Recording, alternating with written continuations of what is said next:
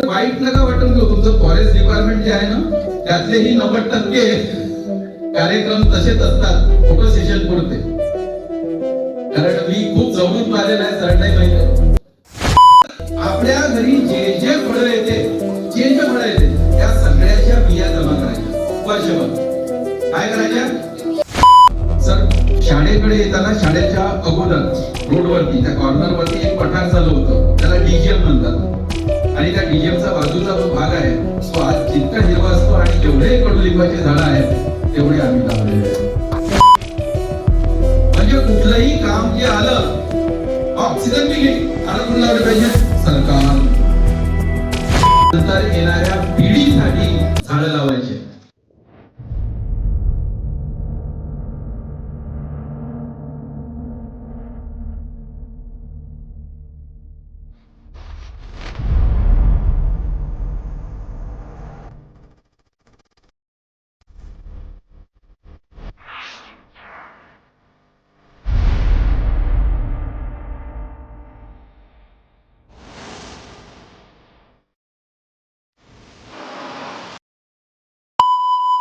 महाराष्ट्राचे आराध्य दैवत छत्रपती शिवाजी महाराज, भारतीय घटनेचे शिल्पकार डॉक्टर बाबासाहेब आंबेडकर, शिक्षणाचे जनक ज्यांच्या प्रतिमेसमोर बसलेले आहात अशा सावित्रीबाई फुले, महात्मा ज्योतिबा फुले, या सर्वांना विनम्र अभिवादन करतो. तसेच आजच्या या कार्यक्रम प्रसंगी लाभलेले कार्यक्रमाचे अध्यक्ष, या शाळेचे मुख्याध्यापक माननीय नागपुरे साहेब, या संस्थेचे संस्थाचालक विलासभाऊ चंदनखेडे, ज्ञानेश्वर भाऊ चंदनखेडे, आर्यफो वन विभागाचे अधिकारी सन्माननीय मारबते साहेब, मेश्राम साहेब, रागुर्ते साहेब आणि उपस्थित सर्व मान्यवर. ऍक्च्युअली या कार्यक्रमाचं आयोजन शासनातर्फे का केल्या जाते किंवा हा कार्यक्रम का राबवला जातो याचं कारण असं आहे की राष्ट्रीय हरित श्रेणी अंतर्गत जे विद्यार्थी या शाळेमध्ये शालेय शिक्षण घेत असताना पर्यावरणाची कास कशी धरता येईल, पर्यावरणाविषयी जागरूकता कशी निर्माण करता येईल, ते त्यांच्या रक्तात कसं भिनलं जाईल, यासाठी वर्षभर सातत्याने विविध उपक्रम आपण शालेय विद्यार्थ्यांमार्फत शाळेमध्ये राबवत असतो. आलं लक्षात? आणि त्यातलाच एक भाग होता ज्या ज्या विद्यार्थ्यांनी इथं पथनाट्य केलं, कोण आहेत ते उभे राहा. ओके, यांच्यासाठी जोरदार टाळ्या वाजवा. सुंदर मेसेज देणारं पथनाट्य त्यांनी सादर केलं. बसा बेटा. सगळ्यात महत्वाचं, टाळ्या जे काम करायचं ते का करायचं. तुम्हाला सगळ्यांनी सांगितलं झाडे लावा, तू का लावायचे? सारे परीक्षा आली की शिक्षक म्हणतात झाला का रे अभ्यास? अभ्यास करा, अभ्यास करा. घरी गेलो वडील म्हणते अभ्यास करा. मी मोठा विचित्र प्राणी आहे, उलट्या डोक्यात. विद्यार्थ्यांना अभ्यास करा सांगूच नका, अभ्यास का करायचा हे सांगा. का करायचा अभ्यास? तुम्ही चौकात गेले का कधी? तिथे ते पैसे मागणारे पोरं आले का भिकारी? का ते भीक मागतात? कारण ते शिकले नाही. बरोबर? शिकले का? मग आता काय करा, एखाद्या अधिकाऱ्याच्या बंगल्यासमोर जा, त्याचं ऑब्झर्वेशन करा. आलं का लक्षात? काल एका कार्यक्रमामध्ये सन्माननीय न्यायाधीश आपले भूषण गवई साहेब आले होते आणि त्यांच्यासोबत 2 बॉडीगार्ड. अशा व्यक्तीचं आयुष्य पहा, लाईफ पहा, ते का असे जगतात. कशामुळे? कारण ते शिकले म्हणून. पण ठरवायचं तुम्हाला आहे, भिकारी व्हायचं का अधिकारी व्हायचं? आपोआप होईल का? अभ्यास करायला लागल ना. मग वडील म्हणते म्हणून अभ्यास करायचा का? शिक्षक म्हणते म्हणून अभ्यास करायचा का? अभ्यास जो करायचा तो स्वतःसाठी करायचा. कशासाठी करायचा? कळलं? लक्षात राहील? स्वतःसाठी जोरदार टाळ्या वाजवा.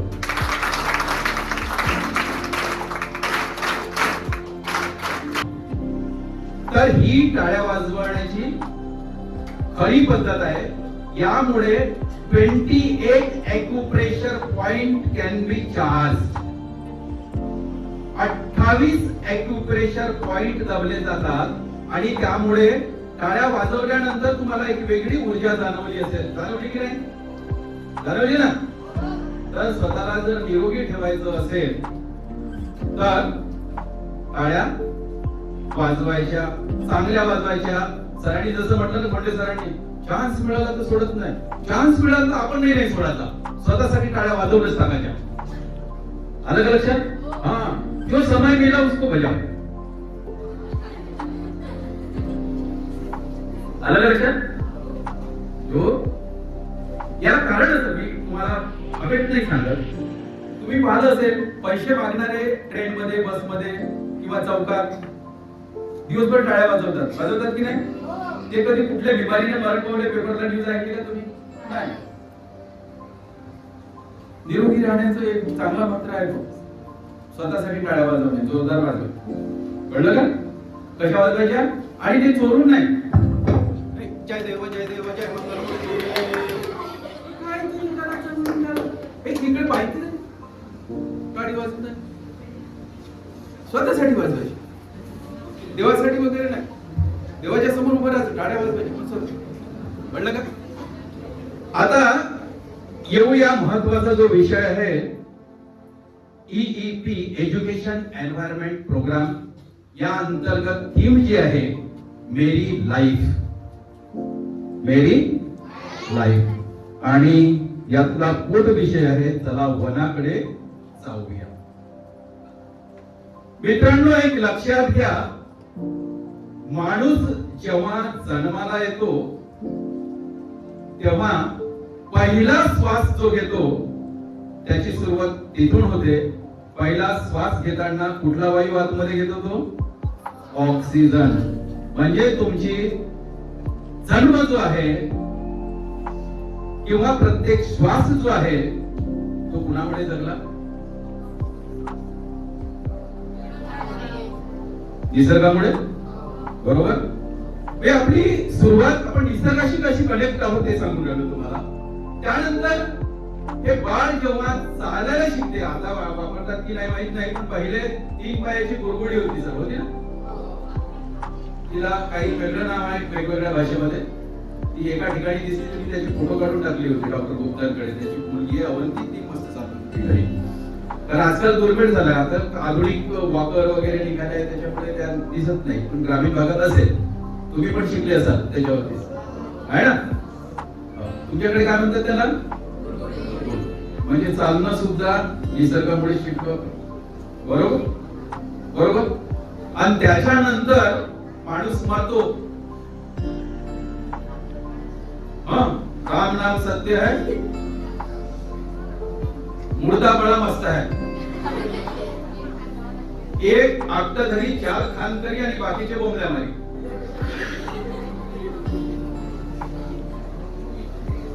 तर तिथेही 7.5 पण काढ्या लागते. किती? किती? 7.5 मन. आता तुम्ही विचारलं नाही, आकटाधरी म्हणजे तो आकट धरून असतो तो, बरोबर आहे?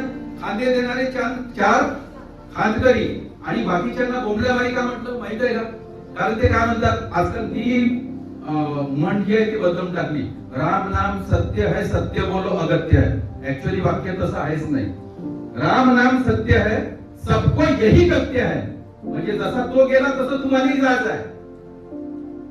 आलं का लक्षात? त्याची वेळ आली म्हणून तो गेला, पण उद्या तुमची पण वेळ येणार आहे. राम नाम सत्य है, सबको यही सत्य है. आम्ही मोठे चतुर प्राणी आहोत. तर जन्मापासून मरेपर्यंत 60 वृक्षाचं लाकूड माणूस संपवतो. किती? 60. मग त्यांनी उभ्या आयुष्यात नाही इतरांसाठी तर स्वतःसाठी 6 तरी झाडं प्रामाणिकपणे लावले आहेत का? म्हणजे कोणते सर जर सोडले तर किंवा पर्यावरणवादी जर सोडले तर, इमाने इतवारे किंवा तर वाईट नका वाटून घेऊ. तुमचं फॉरेस्ट डिपार्टमेंट जे आहे ना त्यातलेही 90% कार्यक्रम तसेच असतात फोटो सेशन पुरते. कारण मी खूप जवळून पाहिलेलं आहे, सरळाई माहिती आहे. टीकात्मक पण त्याच्यामध्येही प्रामाणिक लोकही आहेत जे इमानदारीद्वारे काम करणार, तर त्यांची संख्या कमी असते. आणि काय म्हणते त्या प्रदूषणामध्ये यांचं काम दिसत नाही. तर झाडे का लावायचे हा मोठा प्रश्न होता आपला. झाडे का कळलं पाहिजे ना, अभ्यास करायचा का करायचा. मी तुम्हाला सांगितलं पटलं ना तुम्हाला, अभ्यास का करायचा, स्वतःसाठी करायचा. बरोबर. झाडे का लावायचे. आजकाल काय आहे, अलीकडे लोक झाडे लावत नाही, झाडं वापरते जास्त. तुम्हाला माहिती आहे का झाडं वापरणे खरी एखादे काम सांगितलं ना, ऐकलं नाही, काय नाही म्हणत मना का बोला ना कुठाले घाला, झाडच वापरलं यांनी बेशराम. बरोबर. तर अलीकडे ही प्रवृत्ती जास्त वाढली असताना वृक्ष संवर्धन किंवा वृक्ष संवर्धनावरती काम करणे याला कारण असं की दर दिवसाला एक व्यक्ती 29,600 वेळा श्वासोश्वास घेतो. किती वेळा. 29,600.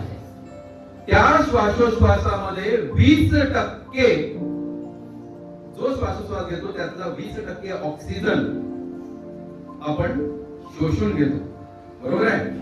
आणि त्या रक्तामध्ये मिसळलेलं रक्ताभिसरित ऑक्सिजन युक्त जे ब्लड आहे ते आपल्या शरीराला काय करते, पुरवठा होत असते. बरोबर. अरे बरोबर आहे की नाही. मग हा ऑक्सिजन आपल्याला कोण देतो. एक लक्षात घ्या, 70% ऑक्सिजन जे आहे ते आपल्याला वृक्षापासून मिळते. हे वहीच्या पहिल्या पानावर लिहून ठेवा तुम्ही. 25% ऑक्सिजन जे आहे जलीय वनस्पती जे आहे, शैवाल वगैरे, त्यापासून 25% ऑक्सिजन मिळतं आणि 5% इतर मार्गाने. म्हणजे सगळ्यात मोठा रोल कोणाचा आहे, झाडांचा आहे. म्हणून झाडं लावायची. म्हणून झाडं लावायचे. एक प्रयोग पाहिला मी, एका पोरीने सेटबॉल बनवले होते. तिथे कुठली मुलगी आहे ती उभी राहा. सेटबॉल ज्या मुलीने बनवले ते, हा तिला बोलून घ्या. कशाला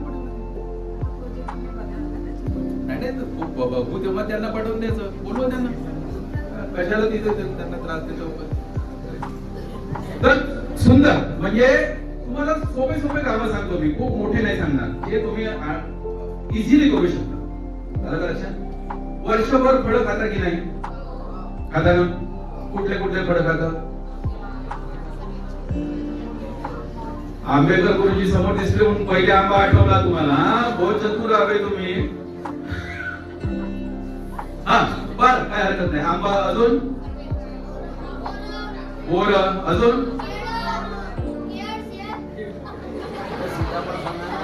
नाही. बिया ज्याच्यामध्ये असतात असे फळं सांगा. सीताफळ, जांभूळ, बरोबर, चिकू. तर आपल्या घरी जे जे फळं येते, जे जे फळं येते त्या सगळ्याच्या बिया जमा करायच्या. वर्षभर काय करायच्या, बिया जमा करायच्या. आणि पहिला पाऊस जून महिन्यात पडला, पहिला पाऊस जून महिन्यात पडला की तुमची शाळा चांगली निसर्गरम्य वातावरणात आहे. बरोबर की नाही. तर थोडस जंगलाच्या कडेला किंवा रस्त्याच्या कडेला इकडे तिकडे फेकण्यापेक्षा कुठं फेकायच्या, जंगलात. 100 बिया तुमच्या तर 10 झाडं होतील. होतील की नाही. आणि त्या झाडाच्या बिया नंतर पडत असतात आणि ऑटोमॅटिकली जंगल वाढत असते. जंगल संवर्धनाची गरज नाहीये सर. काही जर गोष्टी आपण टाळल्या तर जनावरांच्या याच्यामुळे जे जंगलातले छोटे जे झाड निघालेले असतात ते तुडवल्या जातात आणि तुटतात. जर तिथे कोणी गेलंच नाही किंवा अशा प्रकारे हे झालंच नाही तर जंगल संवर्धनासाठी विशेष कार्य करण्याची गरज नाही. ते ऑटोमॅटिकली जलचक्रामध्ये ती प्रक्रिया होत असते. कारण मी एक प्रयोग राबवला होता.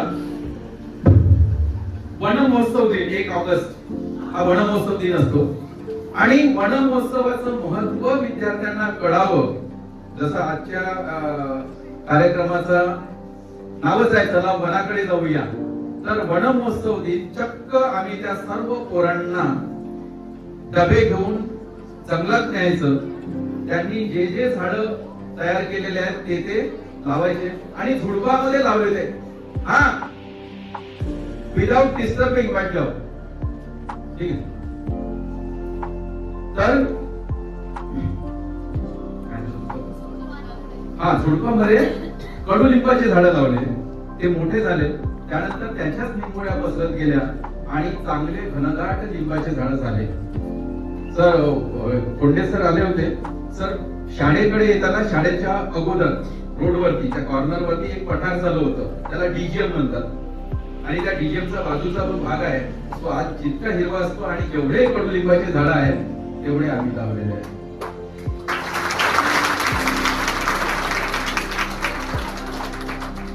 अलीकडे काय झालेलं आहे, माणूस मोठा स्वार्थी झालेला आहे.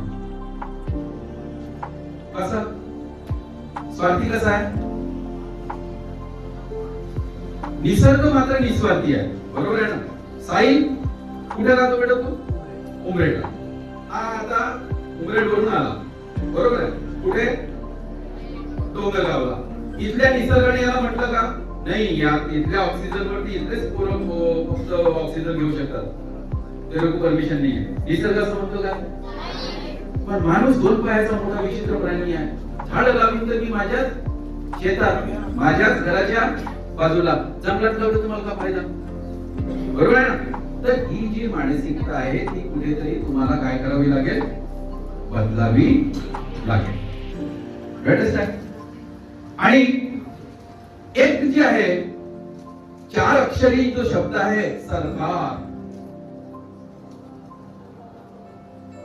म्हणजे कुठलंही काम जे आलं, ऑक्सिजन बी घेईल झाड कोण लावले पाहिजे? सरकार. कुठलीही जबाबदारी 4 अक्षरी सरकार या शब्दावरती सोडा आणि आपण मुक्तपणे सांडासारखे फिरा. म्हणजे माझी काही जबाबदारी नाही, ऑक्सिजन मी घेईन, झाड कोण लावेल? सरकार. बरोबर आहे. समजा हरित सेनेचा हा प्रकल्प नसता तर तुम्ही झाडं लावले असते का? तरी लावायला पाहिजे. लावायला पाहिजे की नाही? अरे लावायला पाहिजे की नाही? तर लक्षात आलं झाडं का लावायचे? हे खरं कारण आहे. आणि झाडं कोणासाठी लावायचे? स्वतःसाठी, नंतर येणाऱ्या पिढीसाठी झाडं लावायचे. आलं का लक्षात? महत्वाचा एक संदेश तुम्हाला दिला.